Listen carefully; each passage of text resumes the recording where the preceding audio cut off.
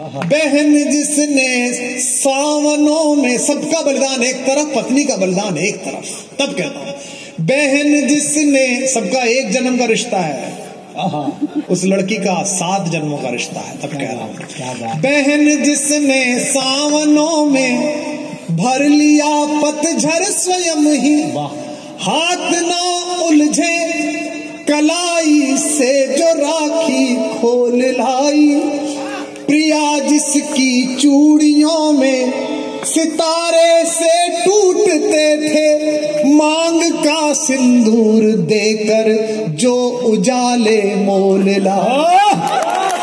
जिंदाबाद जिंदाबाद जिंदाबाद। तो है नमन उस देहरी को। टीवी पर उन लड़कों के घर देखे थे, छप्पर ईंट के घर। हमारे प्रतापगढ़ का एक लड़का शहीद हुआ है, उसकी पत्नी रोते हुए कह रही थी कि इस बार कहकर गए थे कि छुट्टी में घर पक्का कराएंगे। वर्दी में जो लोग बैठे हैं, पुलिस के सिपाही खड़े हैं, हम इन पर बहुत चुटकुले सुनाते हैं। आपने कभी होली पर इन्हें होली खेलते हुए देखा? इसलिए इनके गाल गुलाल के बिना रह जाते हैं ताकि आपकी होली ठीक रह जाए, ताकि आपकी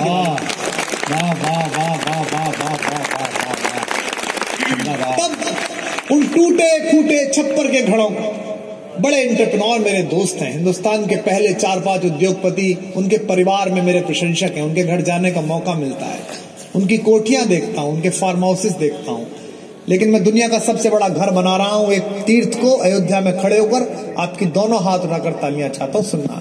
प्रिया जिसकी चूड़ियों में सितारे से टूटते थे, मांग का सिंदूर देकर जो उजाले मोल लाई, तो है नमन उस देहरी को। आपकी आंखें भरी है, लेकिन मैं आपकी तालियां भी चाहूंगा कि है नमन उस देहरी को, जहां तुम खेले कन्हैया, है नमन उस देहरी को, जहां तुम खेले कन्हैया, घर तुम्हारे परम तप की राजधानी हो गए। है नमन उनको कि जिनके सामने बौना हिमालय, जो धरा पर गिर पड़े पर आसमानी हो गए हैं। है नमन उनको। एक मूर्ख बुद्धिजीवी आज मुझसे फोन करके कह रहा था अभी मंच पर आने से पहले, हेलो केवी, खुश तो बहुत हो गए। मैंने कहा क्यों? हिसाब किताब बराबर हो गया पाकिस्तान से, विंग कमांडर अभिनंदन वापस आ गए। मैंने कहा नहीं, बराबर नहीं हुआ। बोले मतलब? मैंने कहा 99,000 पकड़े थे, अभी तो एक का ही सौदा हुआ है। हमने तो 99,000 लौटाए थे तुम्हारे भाई, हमारा कलेजा देखो। और ये तो उतरा, इसका तो वायुयान उधर चला गया। तुम्हारे किसको मार रहा था? F-16 को। किससे मारा था? मिग